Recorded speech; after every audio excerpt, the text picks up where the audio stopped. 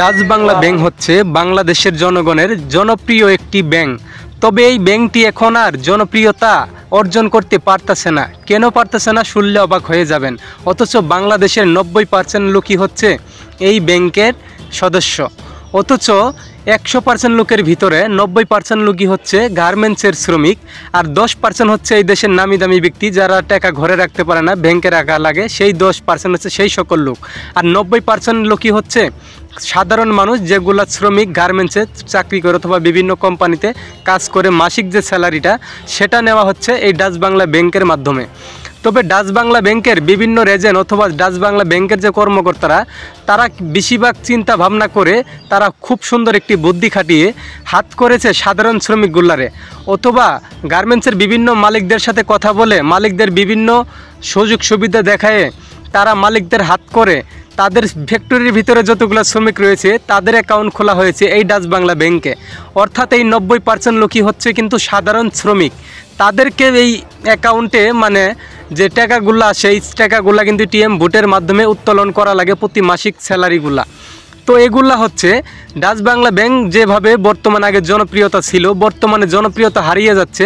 কারণ আপনারা খেয়াল করলে শুনতে পারবেন প্রত্যেকটা মুখের সাধারণ মানুষের মুখে ডাচ বাংলা ব্যাংকের প্রতি তাদের ঘৃণা চলে এসেছে। কারণ এই ঘৃণার মেন অর্থ হচ্ছে ডাচ বাংলা ব্যাংক সাধারণ মানুষকে এখন ঠিকভাবে তাদেরকে যে তাদের টাকাটা তাদেরকে ঠিকভাবে হাতে দিতে পারতেছে না। এই জন্য তাদেরকে অনেক হয়রানি, অনেক কষ্ট করে তাদের টাকাটা অথবা মাসিক যে স্যালারিটা তারা সেই টাকাটা হাতে পাচ্ছে অনেক কষ্টের পরে।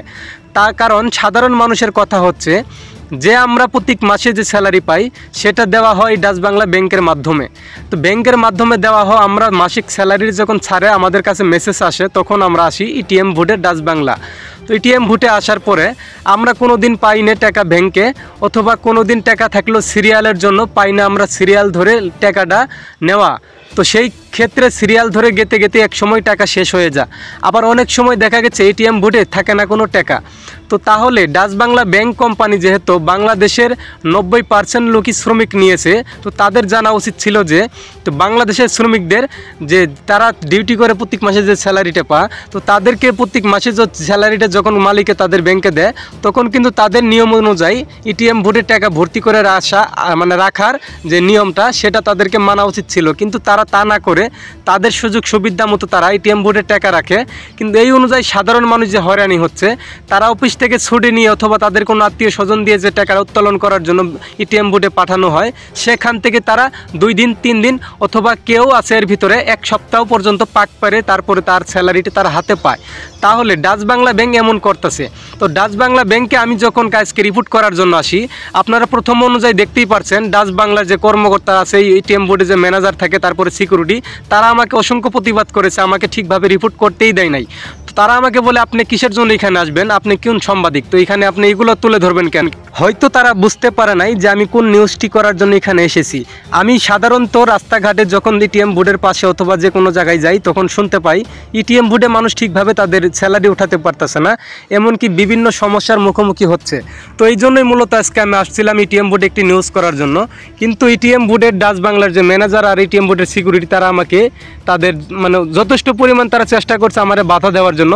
তারপর আমি যতটুকু পেরেছি তুলে ধরেছি আপনাদের মাঝে। তো এই সিকিউরিটি আমাকে অনেক বাধা দিছে। প্রথমত ম্যানেজার বলছে, ম্যানেজারের কথা শুনে তারপরে সিকিউরিটি এগিয়ে আসছে আমার দিকে। তো আমি তো চেষ্টা করেছিলাম সাধারণ মানুষের কাছে এই জিনিসটা জানানোর জন্য, আর যেন দেশের সরকার অথবা দেশের প্রশাসন এই বিষয়টি দেখে এটার একটি ব্যবস্থা নেয়। কারণ সাধারণ মানুষ যদি প্রত্যেক মাসে এইভাবে হয়রানির শিকার হয়, তাহলে ডাচ বাংলা ব্যাংক তো নীরবে তাদের মতো তারা পরিচালনা করতেছে, আর সাধারণ মানুষ হয়রানি করেই যাচ্ছে। কারণ সাধারণ মানুষ পাচ্ছে না কিছু করতে, আর এখানে আসছে না কোনো বড় ধরনের সাংবাদিক। আমি ছোটোখাটো সাংবাদিক দেখে কিন্তু তারা আমাকে অতটুকু গুরুত্ব দেয় নাই যে আমি ওখানে কিসের জন্য নিউজ করতে গেছি, কিসের সাংবাদিক আমি। তো ছোটোখাটো সাংবাদিক দেখে কোনো জায়গায় যাই আমরা কোনো নিউজ তুলতে পারি না, অথবা আমরা যেটা জানি এটা কিন্তু হয়তোবা বড় সাংবাদিকেরাও জানে না। আমাদের চোখে যেটা পড়ে অথবা বড় সাংবাদিকের চোখেও পড়ে না, অথবা তাদের চোখে পড়লেও তারা হয়তোবা সেটা দেখার চেষ্টা করে না। কারণ এই বিষয়টা ঢাকার শহর গলিতে মানুষ হয়রানি হচ্ছে, তারা দেখবে না কিসের জন্য? তারা কি ঢাকা শহর চলাচল করে না? আমার কাছে আজ কয়েক মাস যাবত ধরে আমি এই বিষয়টি দেখতেছি। আমি রিপোর্ট করব করে আর করা হচ্ছে না, ভাবছি এটার একটা সমাধান হবে, কিন্তু না, এখন পর্যন্ত মিলে নাই কোনো সমাধান। হয়রানি হয়েই যাচ্ছে সাধারণ মানুষ। হবে কি এইভাবেই, নাকি এটার কোনো সমাধান আসবে? তো কি মতামত আপনাদের অবশ্যই জানাবেন। আপনারা বেশি পারলে ভিডিওটি শেয়ার করবেন, যেন সাধারণ মানুষ এই বিষয়টা দেখতে পারে, আর এই বিষয়টা যেন প্রশাসন, দেশের সরকার দেখে একটা ব্যবস্থা নেয়। সাধারণ মানুষ এইভাবে আর কতদিন হয়রানির শিকার। প্রিয় ভিউয়ার্স, আপনারা বলতে পারেন তাহলে ভাই এটার সমাধান কি? এটার সমাধান খুবই সহজ একটি বুদ্ধি। তারা ইচ্ছা করলেই পারে কয়েকটি এটিএম বুথ বাড়াইতে, অথবা কয়েকটি এটিএম বুথ জায়গায় জায়গায় রাখতে। তারা রাখে না, এই জন্যই হয়তো এটিএম বোর্ডের যে একটা এটিএম বোর্ড যদি তারা কোনো জায়গায় বসা, সেক্ষেত্রে এটিএম বোর্ডের টাকা লাগবে, অথবা একটা সিকিউরিটি টাকা লাগবে, সেটার টাকা লাগবে। তো তারা তাদের টাকা বাঁচানোর জন্য, তাদের টাকা মানে তাদের লাভটা চিন্তা করে সাধারণ মানুষকে হয়রানি করছে। অথচ সাধারণ মানুষ নিয়েই তাদের এই ব্যাংক চলে। তাহলে সাধারণ মানুষকে হয়রানি করে, তাদের মনে কষ্ট দিয়ে, তাদের টাকা নিয়ে এইভাবে ঘোরাঘুরি না করে তারা এই ব্যবস্থা নিলেই পারে। অথচ সরকার যদি দেখে, অবশ্যই এটার ব্যবস্থা হবে। তো আপনারা চেষ্টা করুন ভিডিওটা শেয়ার করার জন্য।